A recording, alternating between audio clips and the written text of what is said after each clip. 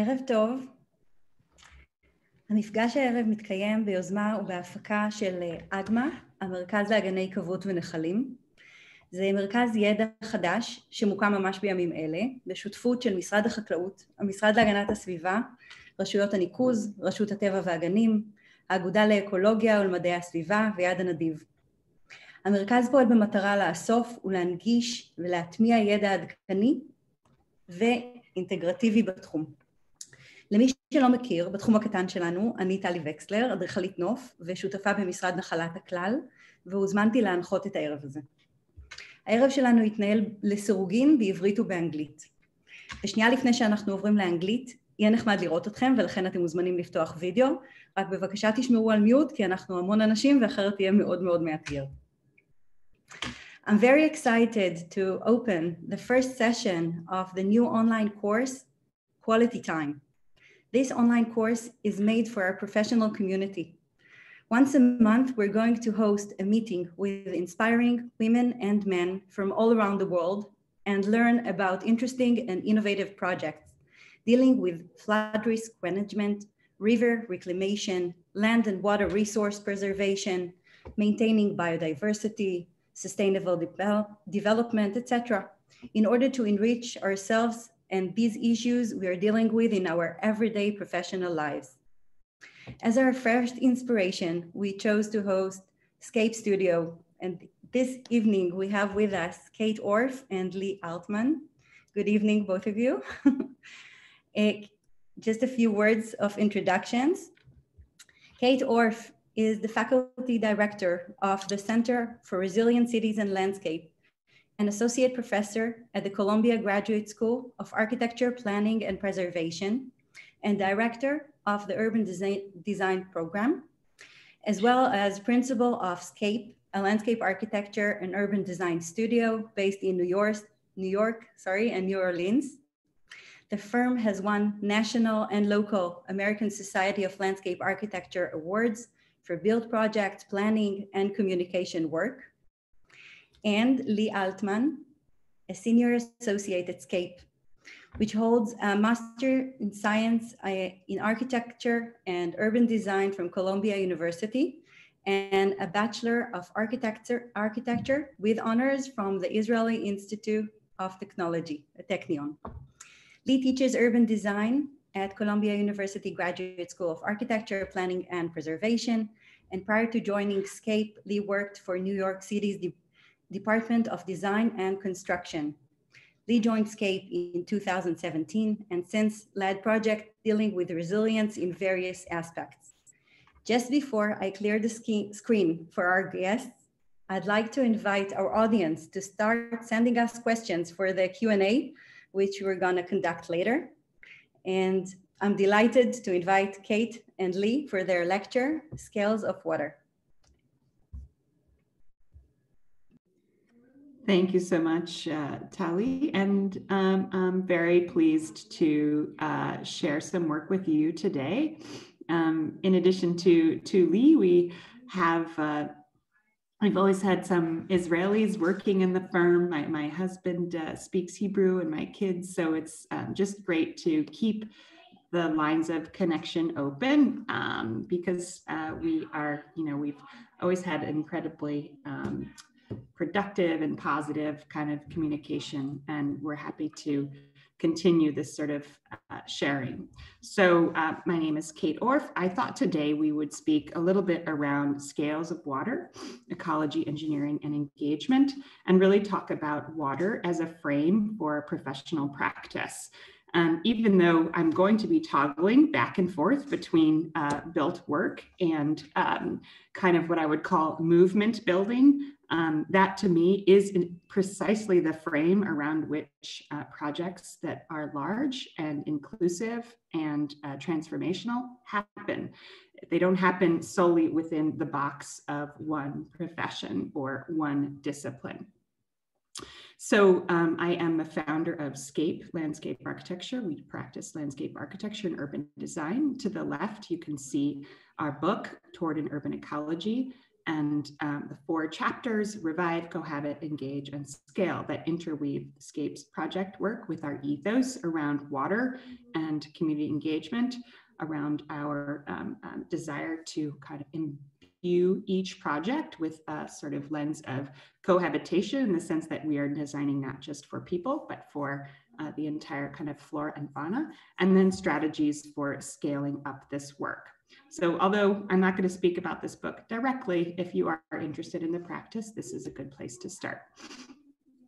I typed up some notes today just because I felt like it was helpful to sort of just set an agenda here. Working with water, in my mind, requires a new mindset, or an adaptive mindset. It requires a collaborative mindset.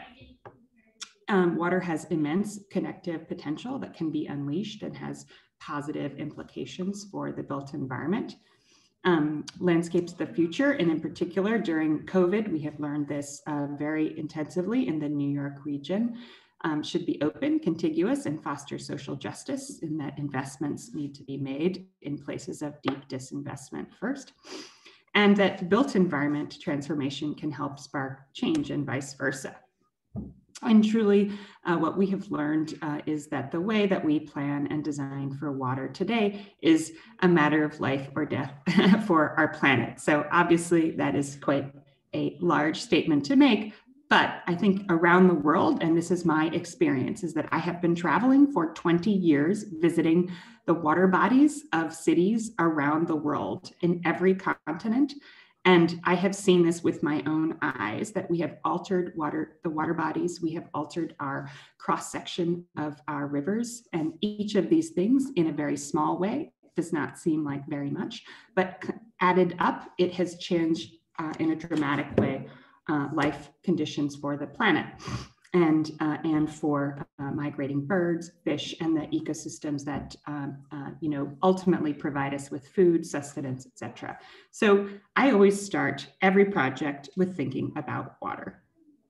To sort of turn the lens on ourselves, particularly in the American context, I have tried to work in a very broad front way around reclaiming the Mississippi River, which is often called America's River, in addition to smaller scale tributaries and rivers around our capital cities and secondary cities around the United States.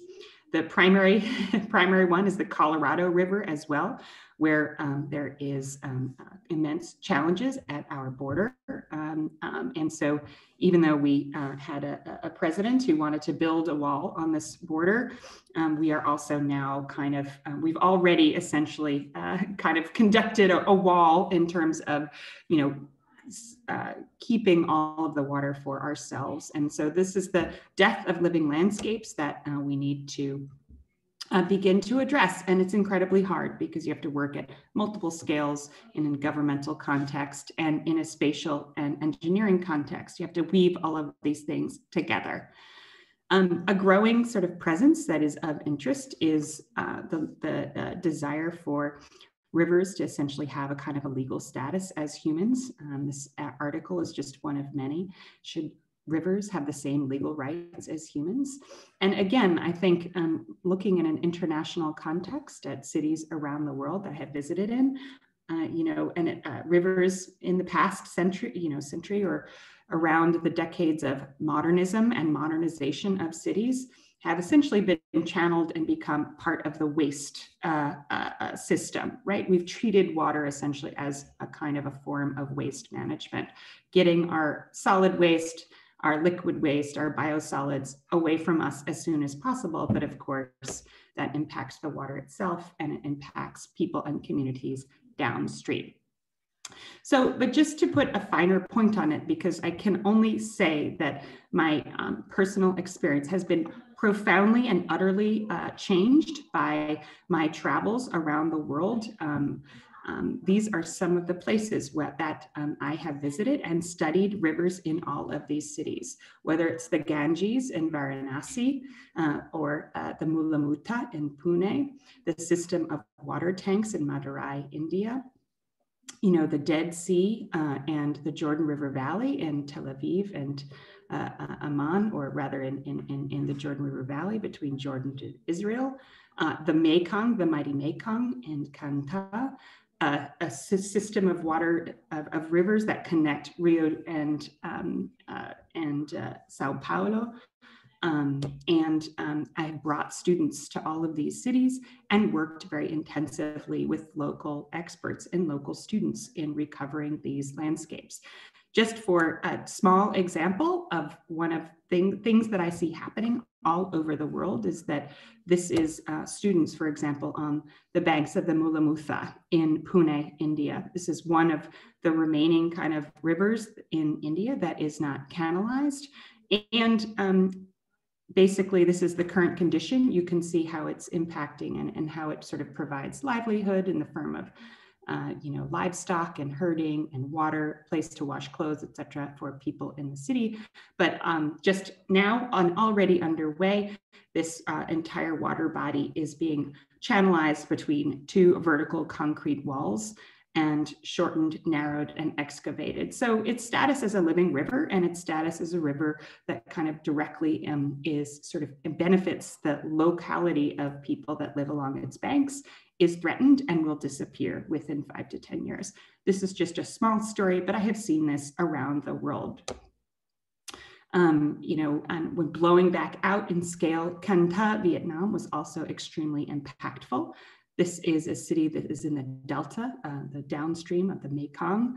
And essentially, we heard a wild plea. There are about almost 100 dams that are being planned for the upstream in China, upstream landscape in Laos, etc. And so even though you can think about water at a very local scale, and we did that in Can Tha, but the reality is that the entire water body and its flows is controlled upstream. So this has created an entirely new context in which to work, where the small scale interventions are simply insufficient. So the idea that I want to emphasize is that from broad scale treaties down to a very small micro scale of site, this notion of working together and collaborating and thinking at the same time of both policy and design is absolutely critical. More recently, we took students to Tel Aviv, and I saw some familiar faces in the on the Zoom screen, Addis Ababa, and the city's network of rivers in Addis also being transformed now into concrete canals and put under the ground, and Beira, Mozambique, which is a more of a coastal environment, but has a river that also, and a deltaic landscape where we have a port as well. That was for a studio called the Great Rift Valley, and maybe Lee, you can put the link to this story map in the chat so people can check it out later. So in my work in terms of sort of collaboration and movement building, and in our work at SCAPE, where I'm literally stamping drawings, I have found that you need a mixture of political will, social capital, collaboration, and environmental ethos in which one sort of plays the role, because no one speaks for the water or the river. You have to kind of play that role. Funding, which is incredibly difficult, and a long-term perspective, which is also difficult relative to shorter political timeframes. And I would also say that we rely on solely technical solutions and innovation at our peril.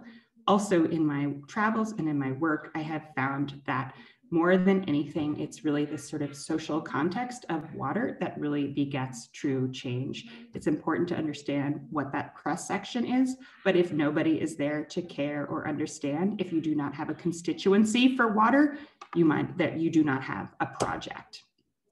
So I'm very interested in this relationship between water as a connective force, the physical design of the project, and how that can engender social capital.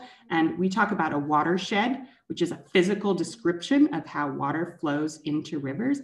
I am looking always at what is the social shed for each project. Who is involved? What is the catchment of people that are involved, that care, and who will carry a project forward? If you don't have that, you do not have truly a successful physical project. So now just to pull back a little bit and to talk about the role of landscape architects and how I think SCAPE has really managed to create change, be part of a change process. As you probably know, we were hit by Superstorm Sandy in 2012, and we afterwards had our mayor Michael Bloomberg, developed a process for looking at the city comprehensively. And SCAPE, as landscape architects, were a key consultant for this process. And we co-designed this comprehensive coastal protection plan with a group of engineers in a kind of a war room, sort of pardon the metaphor, situation. So we learned, we knew a lot about our physical harbor, but essentially learned quite a bit as we began to pair and match coastal and water solutions with the very micro topography and the geomorphology of the New York environs. This plan is still being implemented in parts today.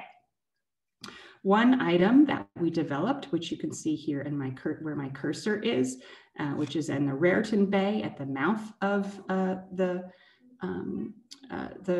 Hudson River, is a project called Living Breakwaters, which really tests that hypothesis of bringing together physical risk reduction, rebuilding ecosystems and habitat, and fostering onshore culture, or that social watershed social shed that I referenced before. I'm only going to go quickly through this project because it is deeply complex and has happened over many, many years. But I would just say a good design strategy integrates these multiple challenges in a more comprehensive approach. These designs you may recognize our state senator, Charles Schumer. These designs require political will. They also require funding. And after this event, our project was, and others, our project was approved for $60 million of federal funding that was translated through the state to build it. In general, in this project, we learned to think across scales from the form of this massive, and this is Manhattan in this image, from the massive New York Bight down to the micro scale of very specific landscape cross sections, and began to understand and apply each of these cross sections within this environment. We analyzed the flood risk, the erosion risk, and looked backwards in time. And this is oyster farmers in that same plot of land that I just showed you. This is, again, the southern tip of Staten Island, and began to propose a strategy of environmental restoration, but one that has maximum efficacy for coastal protection.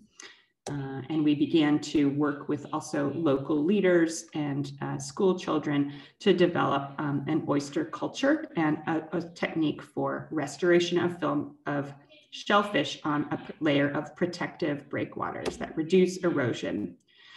We also helped to develop a constituency for our own project. This is, for example, middle school students on Staten Island doing a water quality testing with our own scaper, Hannah Beal. We take it out to schools. This is a class that I did with two associates at Pace University, where we actually taught science teachers themselves to kind of scale up curricular impacts. We've developed exhibitions. This is in the Staten Island Ferry Terminal to help communicate what it is that we're doing, and this is what is required of large-scale transformational infrastructure. We refined the plan through endless testing and iteration and developed it as a pilot and had an experimental ecological layout and developed the entire breakwater system as a pilot that is going to be monitored over time. And this is going in water essentially after now in this season into physical design and installation. So that was a very large scale project of, almost a kind of a quasi-regional scale, but it's very important also in terms of the scale of water, whether it is the drop of water to the ocean, that we can scale ideas to the site scale of built work. And SCAPE has also done that in many instances. This is a project that we did along the East River, right here where my cursor is, and it's a plaza adjacent to the East River at a smaller scale. Importantly, we were treating water and thinking about water in sort of 5 different ways on this project. We captured all of the runoff from the roofs and are holding it on site. We have planted bioswales that kind of foster this sort of revegetated infiltration. We have high tide and low tide sort of monitoring, and we have an overflow kind of system underneath the plaza to sort of capture water if we have a really, really heavy and sudden rain event. So we also, of course, have pumped water for a play fountain for children and adults on the surface. So it's a sort of 5 ways. So in the project, we're capturing and filtering water and expressing it as a kind of a social form of sort of social vitality. Here's the plan. Again, the river is on the right-hand side of the screen. This is a glimpse into the subgrade of that plaza with a network of cells that are holding it. That is the outline of this fountain that you see here. That's just a sense of how artificial and how much kind of construction and know-how you need to have, even at a very small site scale, for thinking about water and water retention. Here's an image of the built project. You can see on the left the fountain. I actually probably could have put some more images in, but this is the bioswale that runs around the periphery of it. So it's a piece of nature in the city. It's something that celebrates water in many, many forms. I think it's important too, this is just another project for us. This is the United States Golf headquarters. To think about rewilding and the kinds of vegetation that isn't as clipped and precise as what people are maybe assuming will happen. So this was a huge effort for us to kind of change the perception of the role of vegetation as something that's water and absorptive, and also that celebrates natural habitat, not something that comes easily to the golfing crowd here. So this revegetated and rewilded landscape was key. Another project in San Francisco, which is also under construction, this is the San Francisco Bay. This is the Oakland-San Francisco Bridge and the skyline to the left. We're building a 5-acre park with a kind of a baylands get down and a stepped down to highlight the intertidal bay landscape as a key part of this project. Here's another view of that sort of the sunset over Oakland, and how over time we created a series of tidal shelves that will eventually kind of be almost like an art piece and highlight the shellfish of the San Francisco Bay, and also have a sort of an outdoor classroom. We have a small structure and a shelter just beyond the scale, the image here, to support outdoor learning. And of course, a large kayak ramp and a boat ramp to encourage people to use the water as a public space. Importantly for water, I think it is key to always think about not just the site scale, which is this site here, but to foster sort of more broad front initiatives around water bodies themselves, framed around not your project, but around the river or the bay or the water body in question. One such example that I have been working on for 15 years is the Mississippi River. This is an excerpt from a book called Petrochemical America that I wrote with Richard Misrak, the photographer. And this is essentially on the left, a mapping of atrazine and excess nitrogen that you can see in the watershed of the Mississippi, and how it creates essentially a black dead zone because of nitrogen pollution. And so we described this as this kind of a Faustian bargain where, we have corn and soy in the heart of the Midwest, but we have created a sort of a protein desert in the sense that these waters become unfishable and unusable. And so this is a kind of a zoom into that dead zone spot. And so, when we think about water bodies, we can't just think about, Louisiana or Iowa. You have to think about upstream and downstream together. And interestingly, this summer, I'll be leading a studio also on the Mississippi River as part of one of these things. This is just one example of how SCAPE gets involved in these broad front initiatives. we worked with scientist Dr. Don Bosch, who wrote a white paper in this situation and broke down the scale of the Mississippi River Delta into 5 key basins, and then developed a kind of a planning process and a set of recommendations for one of those basins, Barataria. This project involved visualizations, it involved working with Dr. Bosch, and it also involved the development of a video and a website. Maybe Lee, you could put the web or the video also in the chat. So this is partially funded by the Walton Family Foundation, and this also underscores the need for philanthropic dollars to help fund these kinds of projects, because simply municipal budgets are not organized to usually provide this kind of broader visioning that is deeply, deeply necessary. So that's really the role of philanthropy in this case. And then finally, before I turn it over to Lee, and I wanted to talk about a broad front initiative in the city of Atlanta. Interestingly, Georgia very much in the news in the United States right now as a key state that sort of helped change the course of our elections, our federal elections. So I start this by reiterating my point around the need for policy and broad front initiatives. This is our former president, Jimmy Carter, jumping into the Chattahoochee River back in 1972, where he was working on and calling for water quality and water cleanup for the Chattahoochee River itself. So he was a paddler. He helped initiate legislation, which only today, 45, 50 years later, is now bearing fruit. The water has been cleaned up over many decades, and now the city of Atlanta is ready to reconnect with this newly cleaned up water body. This gives you a sense of the time scale that's needed to work in the water space.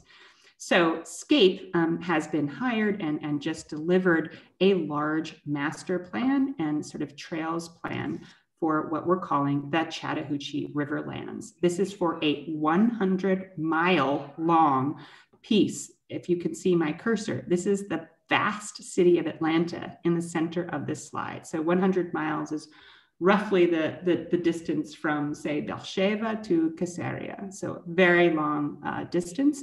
And this is a broad and connective gesture in which we have a trail that is weaving along, where possible, the length of the Chattahoochee River itself to link up Atlanta with its sort of suburban and rural hinterland. This is absolutely key. This is a project that is about equity. This is a project that is about environment. This is a project that is about connectivity and post-carbon landscape so that people have more ways to move around besides just the private car.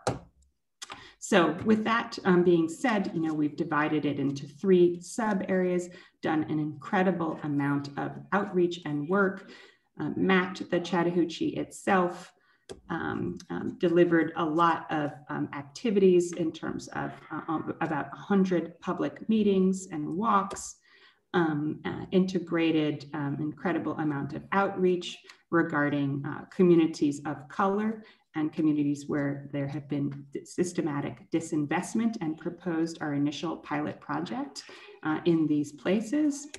And basically developed a design vocabulary for reclaiming these trails. And in the US, you have an incredible amount of privately owned land that is now cutting through. So we also are working with the Trust for Public Land to kind of cut through these sort of barriers and try to stitch a right-of-way that is public and connective along this incredible and kind of hidden river. So now I'm going to turn it over to Lee, who will be speaking in Hebrew, and say thank you very much for your attention. Here's a picture of Lee pointing and looking very authoritative, which she is. And I will stop sharing my screen, and over to you, Lee. Thank you. Thank you, Kate. And thanks everyone for joining us today. I'm going to go ahead and share a different presentation. Here we go. So Kate actually asked me to do this part in Hebrew. She has a pretty decent grasp of the language, and this way we can switch things up a little bit, and we'll go back to English for the Q&A. אז הפרויקט שאני אדבר עליו היום, קצת יותר לעומק, הוא פרויקט שנמצא בשלבים מאוד התחלתיים, אבל חשבתי שיהיה רלוונטי לדיון. אנחנו עובדים על תוכנית לניהול האגן של קרפנטר קריק וביו תהר בפלורידה, בדרום ארצות הברית. רק בזריזות מה זה ביו, למי שלא מכיר, זו טיפולוגיה אופיינית לדרום ארצות הברית, שהיא בעצם התרחבות של הנחל לקראת השפך, כך שהזרימה בו נעשית מאוד איטית. אז מה זה אומר תוכנית לניהול האגן? במקרה שלנו זה כולל אסטרטגיה רחבה וציוני דרך ספציפיים, כדי להגיע לניהול מיטבי של מי נגר באגן, כולל ניתוח תנאים קיימים, זיהוי של פרויקטים ליישום, וגם איתור של משאבים ושותפים רלוונטיים. אז איך פרויקט כזה נולד? במקרה שלנו, המימון לפרויקט מגיע כתוצאה מפיצויים של חברת בריטיש פטרוליום, בעקבות אסון ה-Deepwater Horizon שקרה ב-2010. אז כאן היה אסון, וכאן בפלורידה ממוקם הפרויקט שלנו. הממשל האמריקאי השתמש בכספי הפיצויים כדי לממן פרויקטים, לאו דווקא פרויקטים שקשורים ישירות לאסון עצמו, אבל פרויקטים של שיקום אקולוגי באזור שנפגע. אז מדינות ורשויות מקומיות מגישות בקשות מימון, במקרה שלנו זה היה המחוז, שהוא הלקוח של הפרויקט. אז SCAPE County, וזה הצוות שכרגע עובד על הפרויקט, זה שיתוף פעולה של מהנדסים שמובילים את התהליך, עם אדריכלים, אקולוגים, מומחים בשיתוף ציבור, ועוד ארגונים מקומיים שאנחנו עובדים איתם. עכשיו, חשוב לציין שזו נישה יחסית חדשה בשבילנו, שהפרויקטים האלה בדרך כלל מובלים על ידי מהנדסים, ואין בהם כל כך מקום לאדריכלים או מתכננים, אז זו הזדמנות ייחודית. מטרות הפרויקט, לנהל את איכות וכמות מי הנגר באגן, לשקם את המערכת האקולוגית ובתי הגידול, להרחיב את אפשרויות הגישה לציבור, להבנות סביב גופי המים קהילות שוויוניות וחסונות, ודרך שיתוף ועבודה עם הציבור לבנות מערכת יחסים של stewardship סביב הנחל. זה מה שקייט התחילה לדבר עליו קודם, שהיא קראה לו constituency around water, תחושת אחריות.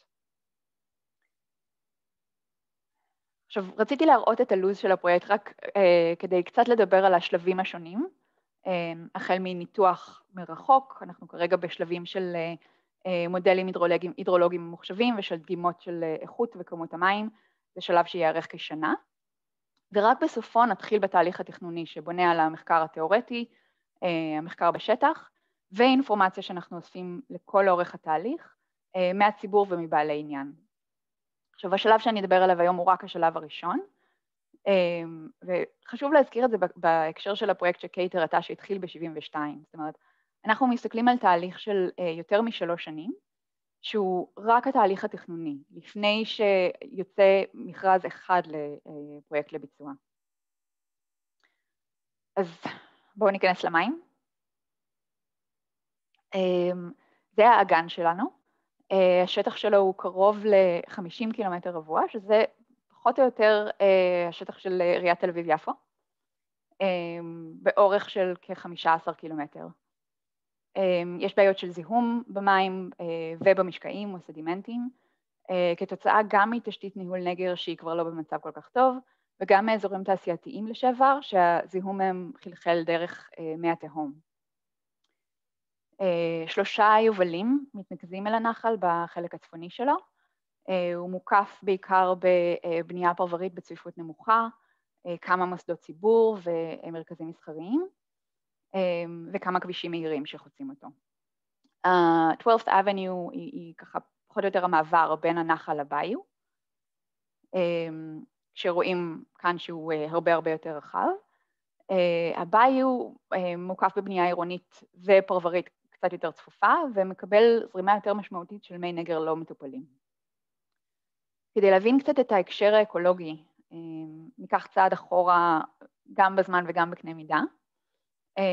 אז אנחנו נמצאים בעצם במישור החוף של דרום-מזרח ארצות הברית, שהתפתח בקצה היבשת לאורך מיליוני שנים, כך שהקרקע שאנחנו יושבים עליה היא ברובה קרקע חולית ולא מאוד יציבה.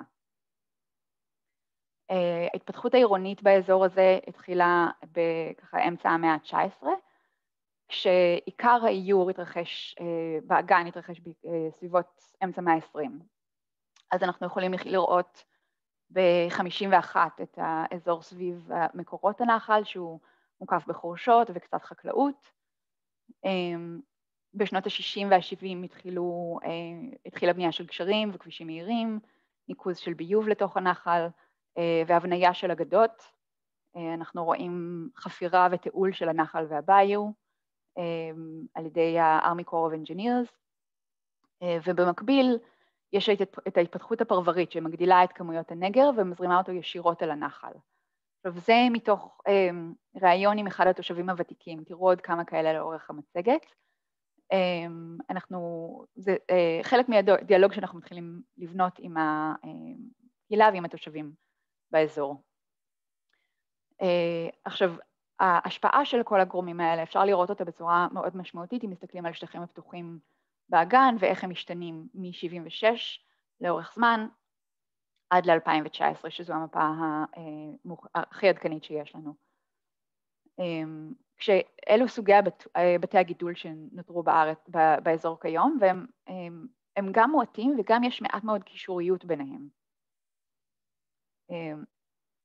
אז עוד דבר שרצינו להבין זה מה ההשפעות של ההתפתחות העירונית על חתך הנחל עצמו. סליחה רגע.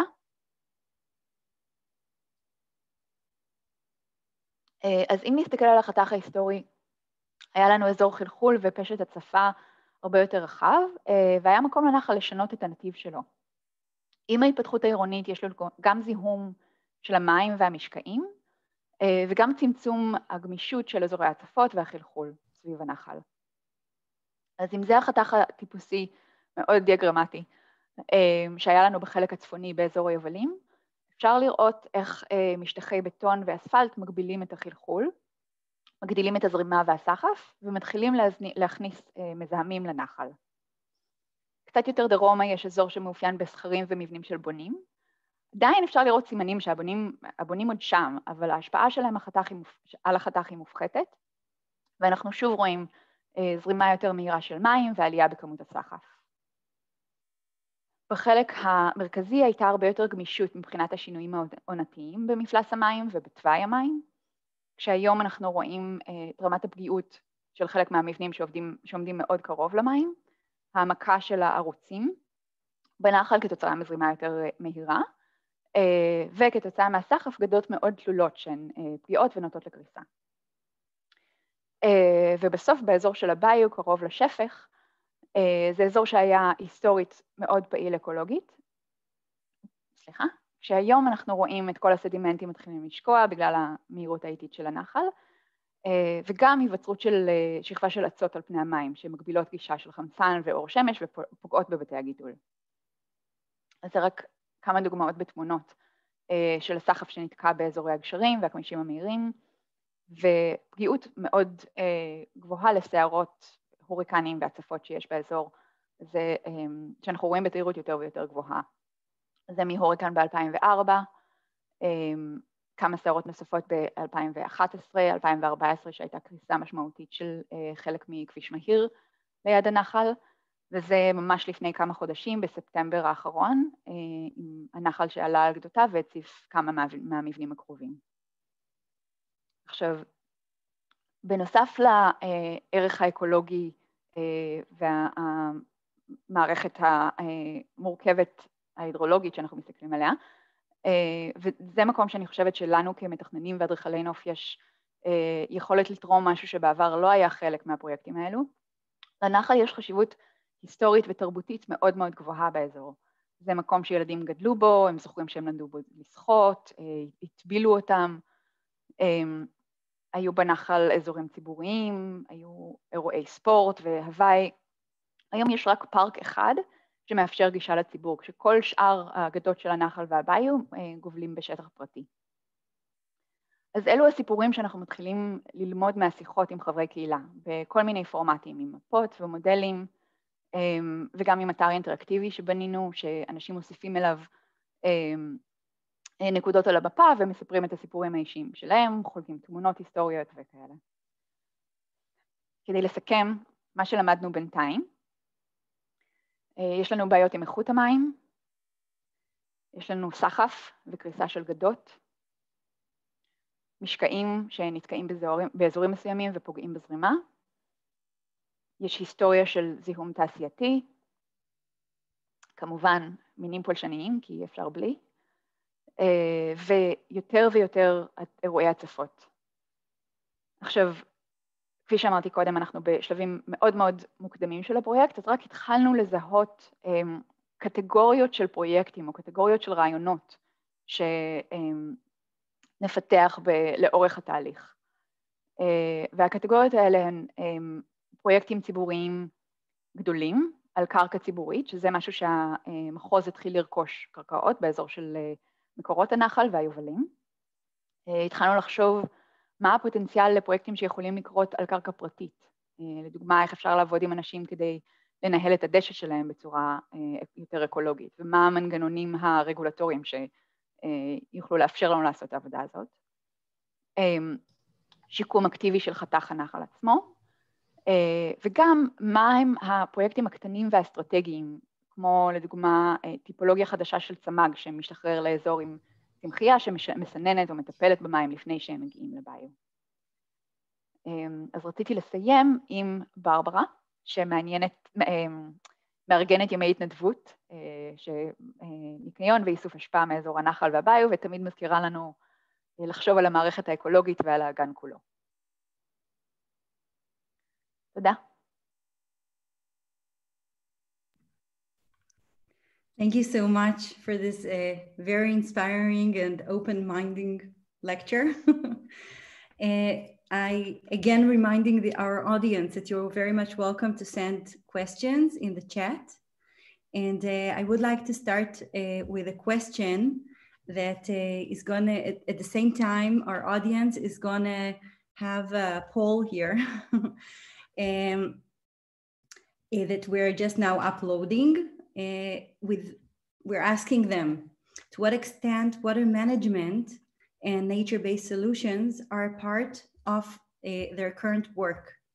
And it is very intriguing for us to first hear how this all happened, how it became such a mainstream way of work at the US, because I understand it was not too long ago that it was a different situation. So what do you think caused this change? And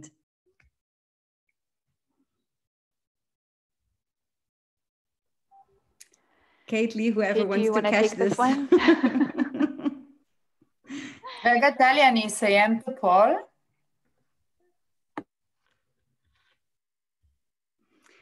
Kate, did you hear my question, or you want me to repeat? Oh yeah, I'm sorry. I thought that was a question for the audience, not for me. I'm sorry. Please repeat. No, it was. We did both. Okay. We uploaded a poll, and actually we already have results. So I'll tell you about it in a second. We were wondering on what caused the change in the way you are conducting things, the nature-based solutions, water management. What changed the way that you are planning in the US? Because if I understand correctly, it was not too long ago before the agenda was different, and we'd love to hear more from you about it. Sure. I mean, just as almost like a personal note, I went to Harvard and I graduated in 1997. And just to be very frank, you know, that was some years ago now, but maybe during that time in 1997, that there was just a completely sort of different take on what landscape architecture is. At the time, of course, we learned to draw, in that case by hand. I'm sure there are some people on this Zoom call who are still, you know, drawing with pencil. And we learned about horticulture. we learned, grading and drainage, and, my exam to, be, professionally licensed. The questions were essentially, how do you get the water off the site as quickly as possible? And so it was a quick exercise of like slope to drain, 3%, and then I do feel like, that they're not to say that landscape architecture is not an art form. I do feel like we do practice it as a form of art, like a broad, in this broadest possible way. But I also feel like it is simply not a framework which enables you to address the real and interesting challenges of the world that we inhabit now, namely relative to climate impacts and this sort of what has been called the sixth extinction in biodiversity. So in order to really not be completely marginalized as, exterior decorators, it requires to, one to adapt totally different skill sets. And moreover, we also don't, have this sort of training for engagement, right? You don't learn that in school, really, or at least we didn't. We teach that now in the Columbia Urban Design program, but that was not really on the radar, if you will, as a skill that is needed. So I have really shifted very much and am practicing in an environment that is radically different from how I was educated. And so that shift was precipitated by all of those factors.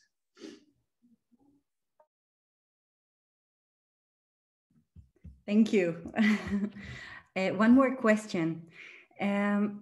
We have a conflict that we come across many times while planning in the balance of human needs versus ecology, hydrology.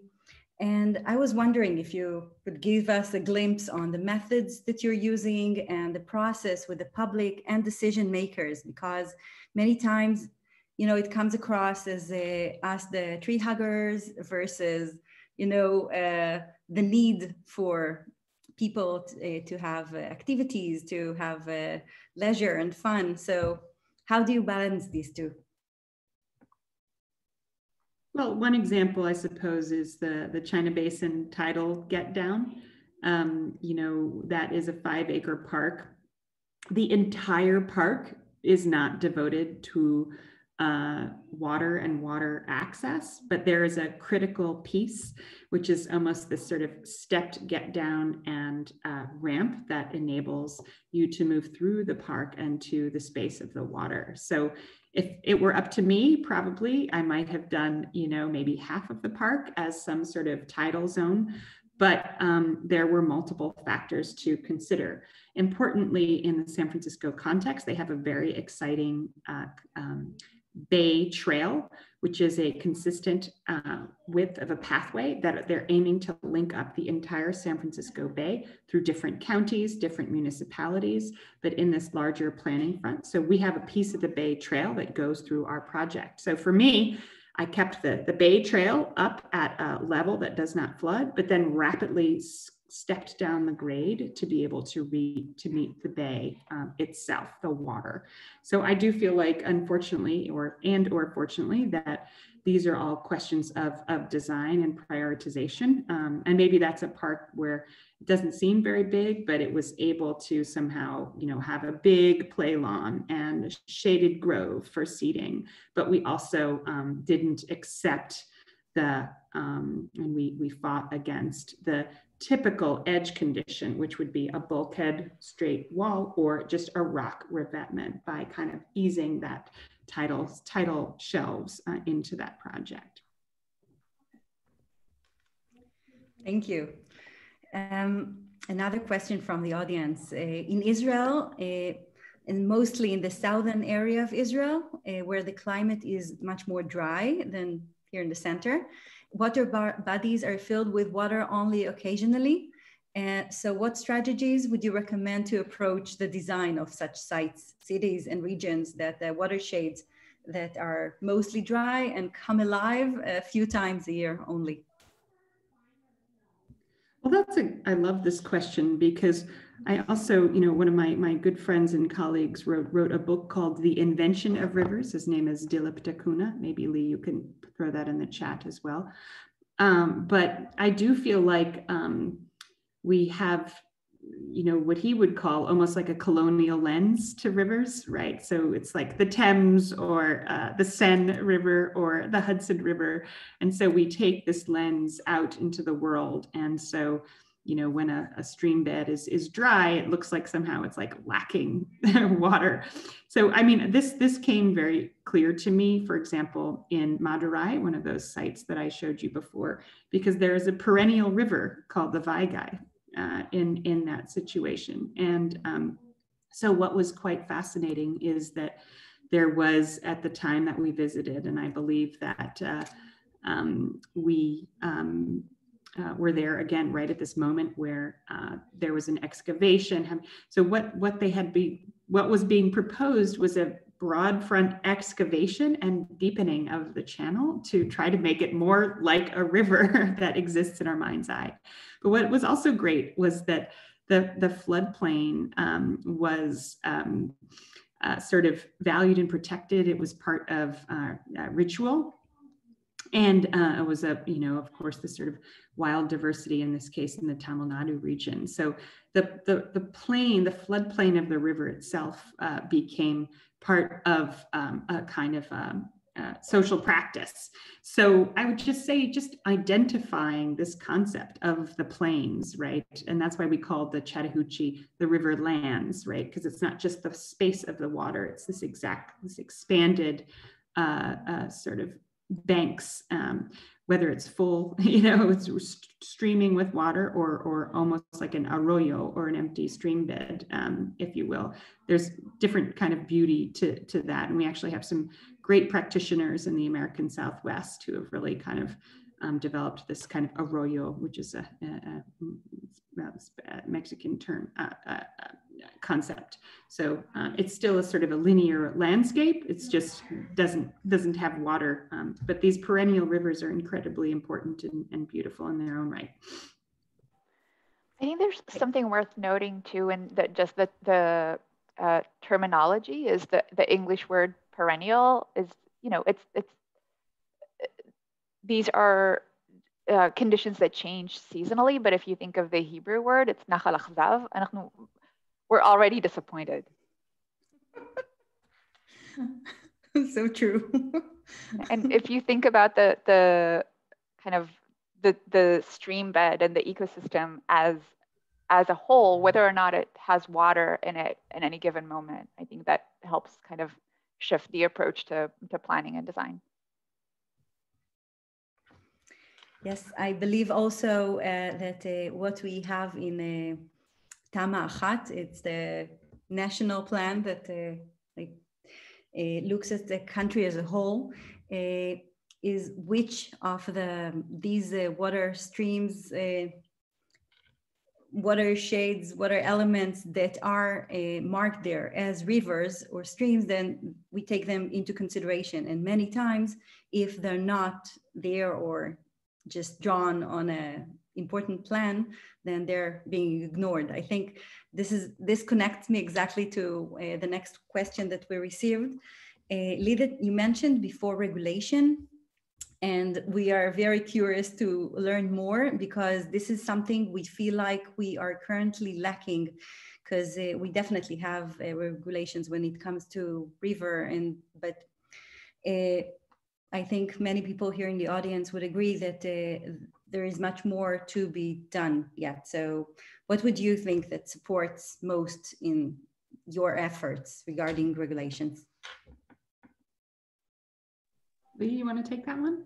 Sure. I mean, it really goes back to the point that Kate was making earlier about working on multiple fronts, right? So we're advocating for policies and for regulatory frameworks at the same time as implementing different types of projects.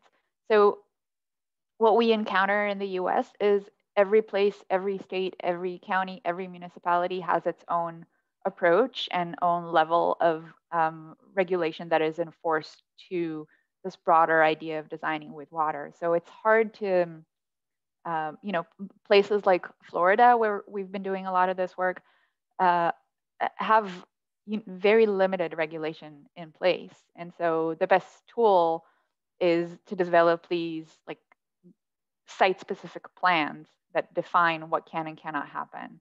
But other parts of the country are a little bit more structured and maybe a little bit more strict in terms of, even within very dense urban environments like New York or Boston, in a lot of our projects, we have to meet a very high level of stormwater management on site, which is something that you don't really see in a lot of the municipalities in the South.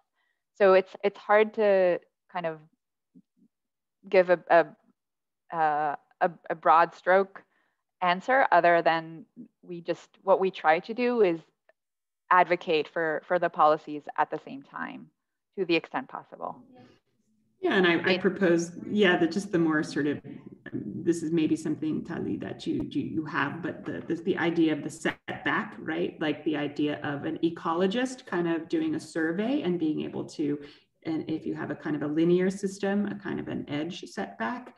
And then if you're working at a site scale, it's that you need to somehow capture the water and absorb that water within the boundaries of the site itself. And that is quite intense in the New York environment. You cannot have stormwater moving across your property and into the public way. So it really has changed in a gradual way over time, you know, how all sites are treated.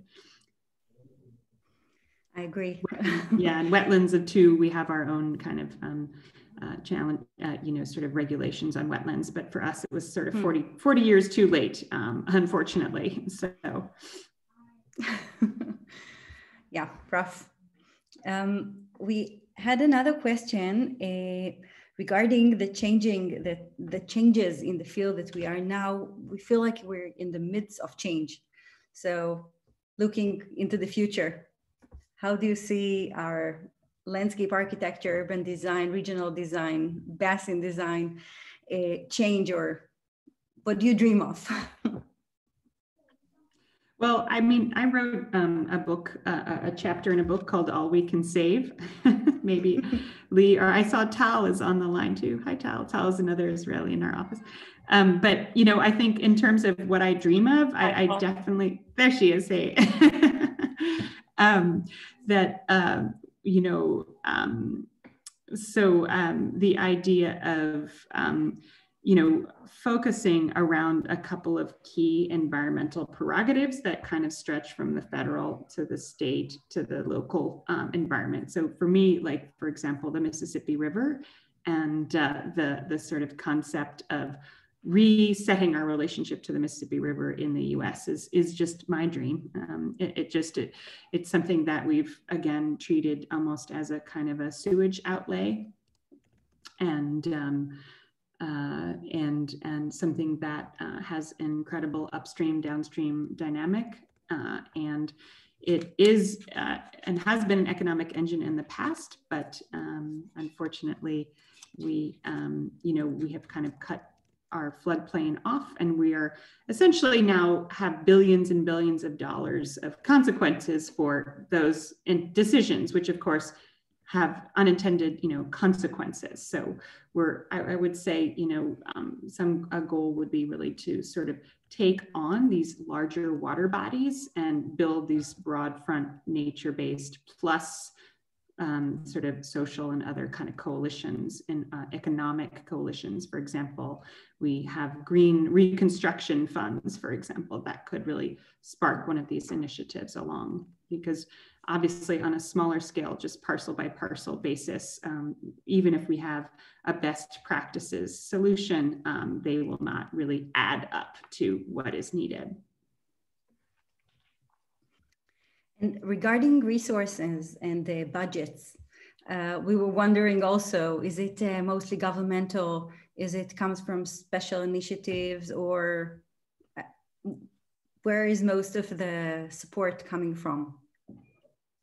Well, it's funny. It sort of depends on whether it's, Lee, I was just thinking about, I have a separate slideshow that shows how our design work has gotten funding. So, so whether it's in Alameda Creek, we did a project for Alameda Creek, they got $34 million of funding appropriated, or Pensacola or McCoy's Creek. Lee, remember we got this big grant by McCoy's.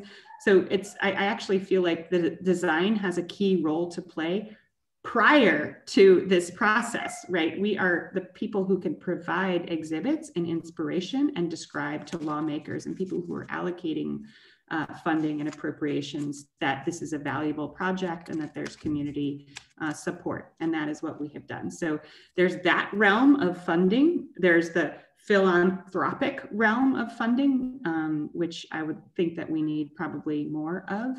Maybe you can, expand on that in the Israeli context, but that's absolutely critical because often the need for this design articulation is just no one can pay for it. The private sector is not going to pay for it and the public sector is not going to pay for it. So that ideation comes via the philanthropic center. And on a site scale, and I heard someone in the chat said, that project looks expensive. I hope so. I hope it looks expensive because that plaza has very, very rich people living in those condos. And so the point of those kinds of projects is to have the developer who is profiting, obviously from the project and earning a bottom line, sort of invest in the public realm. And so, and when you have an incredibly built up area, incredibly dense area, nature-based solutions are just a piece of the puzzle, right? Because you only have a certain square area that you can, you can plant, for example. The rest of that area might be needed for just, pedestrian circulation and so on. So I would say the funding sources vary and the degree to which you can deploy nature-based solutions is also vary depending on the kind of scale and program and then context. Thank you. We had another question. It was wonderful that you picked that one from the chat yourself. You saved me the effort. We had another question regarding constituencies. How would you draw the boundaries on the local and global scale when you're working on a region, a basin? So what are your thoughts? I think it's a very good question. And it's a different process for each one of our projects, but with the Carpenter Creek example is we almost have kind of an easy way out by defining the outline of the watershed, and then everyone who lives within or works within the watershed, or everyone who is directly impacted is part of the conversation. There are, and the challenge sometimes is not really kind of drawing the line around who is allowed or who gets to participate. The challenge that we see more often is making sure that we're not just engaging with the people who have the time and capacity and resources to engage with us, that we're actually actively reaching out to communities and stakeholders within the project area that are not your typical folks who come to the public meetings or who have the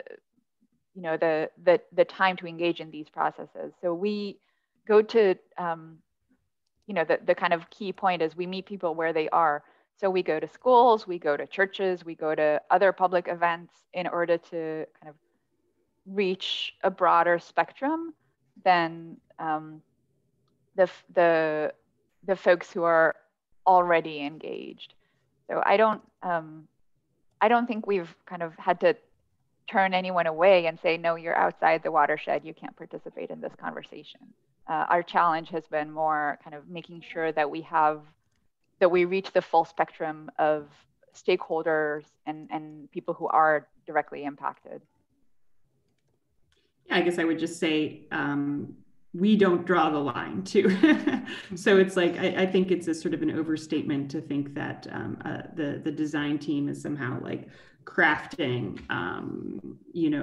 a sort of a mega strategy around engagement. I think what has been critical is that we're just trying to develop and expand participatory processes that pull in a range of people. And, I'm sure you all in your own work have encountered this, but it's also exhausting and expensive for you, and it's exhausting for everybody, because then that there's this challenge with engagement, which is that sometimes, especially for people on the lower end of the economic spectrum, you may be having 2 jobs, you may not have childcare, you might not be able to attend 3 community meetings, in your spare time, because you have no spare time. So I do feel like these are all things that I don't think SCAPE or anybody has truly figured out. And I do know that the engagement piece is critical. Like in the Chattahoochee River,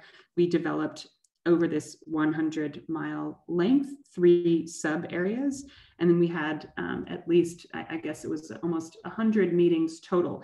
There were different forms of meetings. And we had big online forums, we had lectures, we had small workshops, we had a model which traveled, and then we really did focus on trying to understand what particular neighborhoods had been subject to environmental pollution and sort of, traditionally been not served by, public infrastructure, and kind of focused our efforts there. But there's not a kind of an envelope calculation that you could make for this type of work, only that it has to be diverse, and it has to be, reachable.